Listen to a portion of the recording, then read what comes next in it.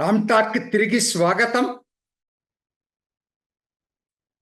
నిన్న తెలంగాణలో ప్రవేశపెట్టినటువంటి బడ్జెట్ ఎలా ఉంది? రేవంత్ రెడ్డి అంతకుముందు అసెంబ్లీలో ఒక తీర్మానమే చేశాడు కేంద్ర బడ్జెట్కి వ్యతిరేకంగా. నాకు నిన్న బడ్జెట్ చూసిన తర్వాత అర్థం లేదనిపిస్తుంది ఆ తీర్మానానికి. మీరేం న్యాయం చేశారా అన్ని ప్రాంతాలకి? ఎటువంటి పరిస్థితులు లేదు, అదేందో చెప్తాను. రెండోది, కేసీఆర్ని ప్రతిరోజు విమర్శిస్తూ ఉంటారు, తిడతా ఉంటారు, అప్పులు విపరీతంగా చేశాడని చెప్పి. మరి మీరు చేసింది ఏంటి మహాప్రభు? మరి ఇదెట్ల న్యాయం? అంటే విమర్శించటానికే విమర్శ చేయకూడదు, దాన్ని మీరు ఆచరించాలి ఫస్ట్. అది మీరు చేశారా? అనుకుందాం, హైదరాబాద్కి బాగా నిధులు ఇచ్చారనుకున్నాం, 10,000 కోట్లు ఇచ్చారనుకుందాం. ఓకే, మరి వరంగల్కి ఎన్ని ఇచ్చారండి?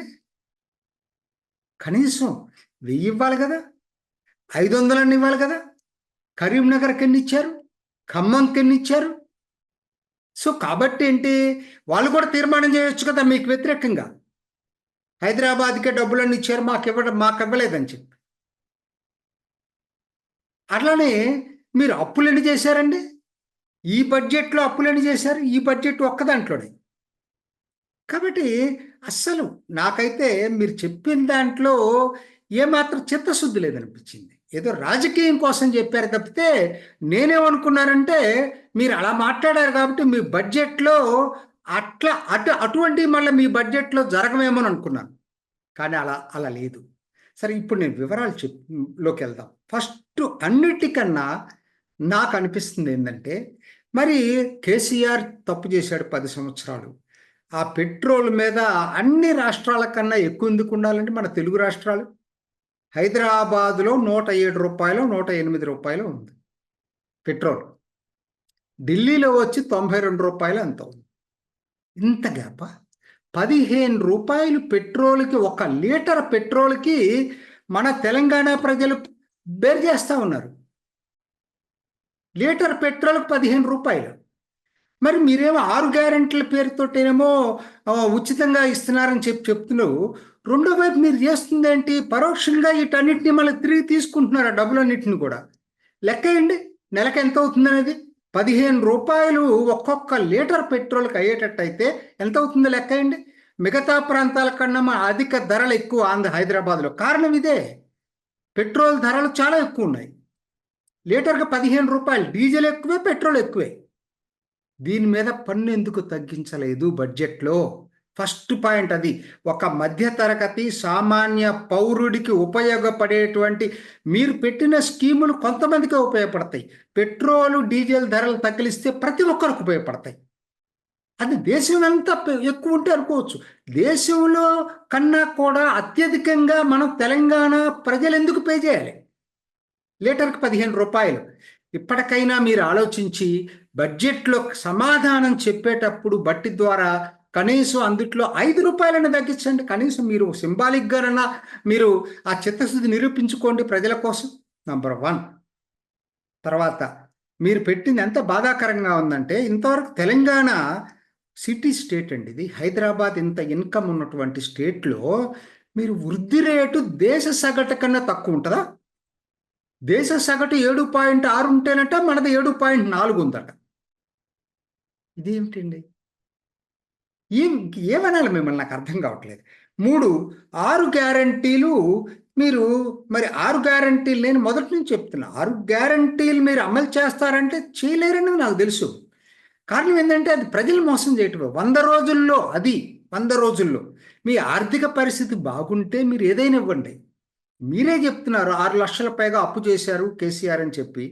మరి మళ్ళానేమో ఇష్టం వచ్చినట్టు తాయిలాలు పనిచేస్తూ ఉంటారు. ఆర్థిక క్రమశిక్షణ ఎక్కడ ఉంటుందండి? ఫిస్కల్ డెఫిసిట్ ఎందుకు మరి తగ్గే ప్రయత్నాలు ఎందుకు చేయరండి మీరు? మరి అంటే ప్రజలకు తెలియదు అనుకుంటారా? మరి ఫిస్కల్ డెఫిసిట్ దాన్ని కనుక తగ్గించుకోపోయేటట్టయితే అది దీర్ఘకాలంలో మన ఆర్థిక స్థితి మీద పడుతుంది కదా. ధరల మీద పడుతుంది కదా, అన్నిట్లో కూడా రిఫ్లెక్ట్ అవుతుంది కదా. మరి అంత ఆర్థిక స్థితి బాగలేనప్పుడు ఇన్ని గ్యారంటీలు ఎలా ఇస్తారండి? ఈ గ్యారంటీలు ఇచ్చి మళ్ళీ పెట్రోల్ మీద ఏమో తగ్గించరా? అన్నీ ఇవే.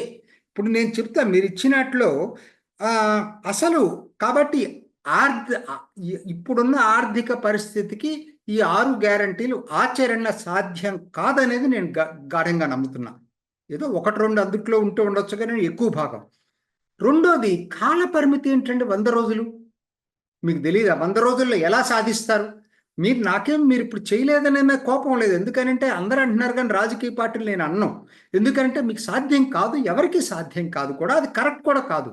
ఎందుకనంటే ఇప్పుడున్నటువంటి ఆర్థిక పరిస్థితికి 100 రోజుల్లో అన్ని గ్యారంటీలు అమలు చేసేటట్టయితే కుప్పకూలిపోతుంది ఆర్థిక వ్యవస్థ. జీతాలు ఇవ్వడానికి కూడా డబ్బులు ఉండవు. సో నేను నిన్న అంటలేదు, కానీ మీరు ఆ హామీలు ఇవ్వడం తప్పు కదా. ఇక కొన్ని ఆశ్చర్యకరంగా ఉన్నాయండి. చిన్న 3 లక్షల బడ్జెట్ ఏమిది? ఎంఎంటిఎస్ ఎప్పటి నుంచి అండి? ఇది కేసీఆర్ చేయలేదు 10 సంవత్సరాలు, మీరు కూడా చేయరా? 381 కోట్లు మీరు కేంద్రం ఇవ్వాల్సిన వాటా ఇచ్చేసింది. రాష్ట్రం ఇవ్వాల్సిన 381 కోట్లు ఇవ్వకపోవటం వల్ల ఈ లైన్స్ సరిగ్గా ఎంఎంటిఎస్ ఉన్నది స్ట్రెంత్ అని కావట్లేదు, కోచ్లు రావట్లేదు. 50 కోట్లు ఇస్తారా? అది గొప్పగా పేపర్లు రాస్తాయి. పేపర్లు ఎందుకంటే ఏ ప్రభుత్వం వస్తే దానికి బాకా కొట్టటాలే పేపర్లు. చిన్న అమౌంట్ కదండి, 3 లక్షల్లో ఇది ఎంత అండి? 381 కోట్ల మీరు ఇచ్చుంటే ఎంఎంటిఎస్ స్ట్రెంత్ అయ్యేది కదా. కొత్త లైను యాదాద్రి గట్కేశ్వర్ లైన్కి అంచనా కూడా తయారైంది కదా, 350 కోట్లు అని చెప్పి కేంద్ర ప్రభుత్వం అంచనా, రైల్వేస్ అంచనా వేసింది కదా. మీ వాటాను ఇవ్వాల్సినటువంటి డబ్బులు 125 కోట్లు ఇచ్చి ఉండాల్సింది కదా. ఈ రెండు కలిపిన ఎంత అయ్యేదండి అమౌంట్ 3 లక్షల్లో? అప్పుడు ఏమైపోయేది? మీకు ఒక్కసారి కొత్త ప్రాజెక్ట్, కంప్లీట్ అయిన ప్రాజెక్ట్ బయటకు వచ్చేది కదా. ఎంఎంటిఎస్ ఎంతమంది ప్రయాణికులకు ఉపయోగపడేది? అలానే మెట్రో చూసుకోండి. కళల స్వర్గం, కళల ప్రపంచం చూపిస్తున్నారు జనాలందరికీ, నగర ప్రజలకి. ఎందుకంటే ప్రతి వాళ్ళు కేసీఆర్ ఏం చేశారు, మీరు అదే చేస్తున్నారు. ఎప్పటికవుద్దండి ఇది? మీ హయాంలో కంప్లీట్ చేయగలరా ఈ 5 సంవత్సరాల్లో? ఎయిర్పోర్ట్ టికెట్ ఉన్న అదవరకేమో ఆయనేమో ఇటుపక్క వేసాడు, రాయదుర్గం నుంచి వేసాడు. ఇప్పుడేంది, కొత్త ప్రభుత్వం వచ్చినప్పుడు వాళ్ళ పథకాలను మార్చాలి కదా. మీరు మార్చేసి నాగోల్ నుంచి అన్నారు. ఓకే, ఏదో ఒకటి మీరు చేయండి. 100 కోట్లు దానికి ఇచ్చింది ఎంతంటే 100 కోట్లు. ఎన్ని సంవత్సరాలు పట్టిందంటే 100 కోట్లతోటి మీరు ఎయిర్పోర్ట్కి మెట్రో వేయటానికి? అన్ని కళలు చూపించారు. ఎల్బీ నగర్ నుంచి హయత్ నగర్, పటాన్ చెరువుకి మేము ఇటువైపు మియాపూర్ నుంచి అన్ని రకరకాల దారులన్నీ. ఎక్కడున్నాయి డబ్బులు? అక్కడ మీరు మొత్తం కలిపి 1100 పెట్టారా? 1100, 600 సెంట్రల్ గవర్నమెంట్ గ్రాంట్ మీరు ఇచ్చేదే ఉంది. 500 రూపాయలు మీరు విధిల్చింది మెట్రోకి. మరి అటువంటిప్పుడు ఎందుకు ఇంత కళల ప్రపంచం ప్రజలకు చూపిస్తారు? మోసం చేయటం కాదా అని నేను అడుగుతున్నాను. వాస్తవానికి మీరేంటి, బడ్జెట్ ముందు ఒక మాట చెప్పారు, చాలా రిపీట్ చేసి చెప్పారు. ఏంటంటే కేసీఆర్ లాగా మేము బడ్జెట్ ఒకటి పెట్టి ఖర్చు పెట్టని పద్ధతిలో మేము చేయం, వాస్తవానికి దగ్గరగా ఉండే పద్ధతిలో చేస్తూ ఉన్నారు. ఏం వాస్తవానికి దగ్గర అండి? మీ రెవెన్యూ అంచనాలు చూస్తే నాకు చాలా ఆశ్చర్యంగా ఉంది. 1.11 లక్షల కోట్లు ఉన్నటువంటి ట్యాక్స్ రెవెన్యూని మీరు 1.38 లక్షలు చూపించారండి ఒక్కసారి. 24% పెంచారు. గ్రోత్ రేట్ ఏమో 7% చూపిస్తారు, ఇక్కడేమో 24% చూపించారు. అట్లానే మీ నాన్ ట్యాక్స్ రెవెన్యూ 24,000 నుంచి 35,000 చూపించారు, అంటే 50% పెంచారు.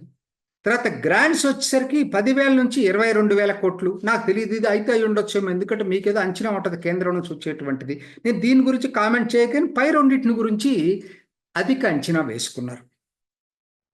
సరే, రుణాల సంగతి నేను చెప్పాల్సిన పని లేదు, ఇందాక నేను చెప్పాను. మార్కెట్ బారోయింగ్స్ 57,000 కోట్లు, 57,000 కోట్లు. తర్వాత లోన్స్ అండ్ అడ్వాన్సెస్ ఇంకొక 4,000 కోట్లు. ఆ 61,000 కోట్లు ఇక్కడ ఇంకేదో ఉన్నాయి. ఏం తక్కువ తిన్నారు మీరు కేసీఆర్ కన్నా? వాళ్ళు 6 లక్షలు చేస్తే మీరు 7 లక్షలు చేసేస్తున్నారు ఇప్పుడు. దానికి మీరు వంకలు చెప్తారు ఏదో అనేది, అది నేను ఒప్పుకోనండి. ఏంటంటే మీరు మాకు అప్పు తీర్చడానికి మీరు ప్రుడెంట్ మేనేజ్మెంట్ చేయాలండి. ఇప్పుడు కేంద్రాన్ని విమర్శించారు కదా, కేంద్రం ఏం చేసింది? ఆర్బీఐ అధిక డివిడెంట్లు ఇచ్చింది కేంద్రం. దానికి ఏం చేసిందండి కేంద్రం? మీకు తెలుసా ఏం చేసిందో? ఆ డబ్బులు తీసుకెళ్ళి గవర్నమెంట్ ఖాతాలు వేసింది. దాంతో ఫిస్కల్ డెఫిసిట్ 0.2% తగ్గుతుంది. 5.1 అనుకుంది, 4.9 కుదించబడుతుంది. ఆర్థిక క్రమశిక్షణ అంటే అది. మీకెక్కడుంది కేసీఆర్ని విమర్శించే హక్కు మీకెక్కడుంది? మీరు కూడా పెంచుకుంటా పోతా ఉన్నారు కదా. సంవత్సరానికి 70,000 అంటే ఏంటి చిన్న విషయమా అప్పు? మరి ఏ విధంగా ఇది వాస్తవానికి దగ్గరగా ఉంది?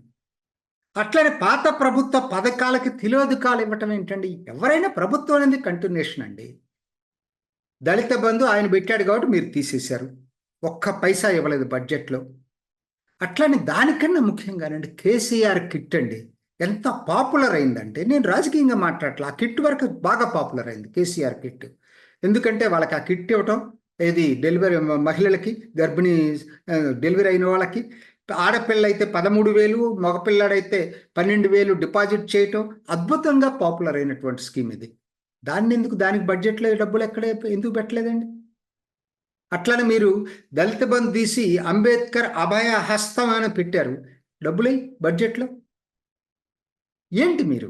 ఇది పాత తీసేయటం అనేది వీటన్నిటికన్నా ముఖ్యమైనది ఇంకోటి చెప్తానండి. చాలా మందికి మరి గమనించారా లేదు, మూలధన వ్యయం, క్యాపిటల్ ఎక్స్పెండిచర్ పోయినసారి 44,252 కోట్లుంటే ఇప్పుడు మీరు పెట్టింది 33,486 కోట్లు అండి.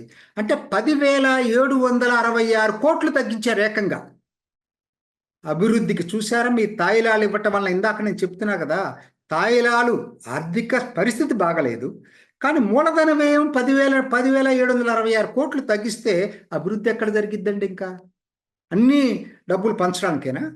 10,500 కోట్లు తగ్గిస్తారా? అట్లనే అసలు కొన్ని ఓటాన్ అకౌంట్లు పెట్టినా ఇప్పుడు తగ్గించారు. పంచాయతీరాజ్కి 40,000 మీరు మీ బడ్జెట్టే ఓటాన్ అకౌంట్లో పెట్టిందే ఇప్పుడు తీసేశారు. సో కాబట్టి ఇవాళ 10,000 అక్కడ తగ్గించారు పంచాయతీరాజ్ దానికి. మహాలక్ష్మి స్కీమ్ 4,500 మీరే పెట్టారు ఓటాన్ అకౌంట్ బడ్జెట్లో, ఇప్పుడేమో జీరో చేశారు దాన్ని. కేంద్ర ప్రభుత్వ నిధులు గ్రామీణ రహదారులు 5,328 కోట్లు చూపించారండి. అందుట్లో 3,628 కోట్లు ప్రధానమంత్రి గ్రామ్ సడక్ యోజన నిధులే. అసలు అలా చెప్పాల్సి వస్తే చాలా ఉన్నాయి మీరు చెప్పిన పథకాల్లో కేంద్ర ప్రభుత్వం ఇచ్చే వాటాలు. సో 1,700 కోట్లు మీరు గ్రామీణ రహదారులకు ఇస్తుంది. బడ్జెట్లో 5,328 కోట్లు.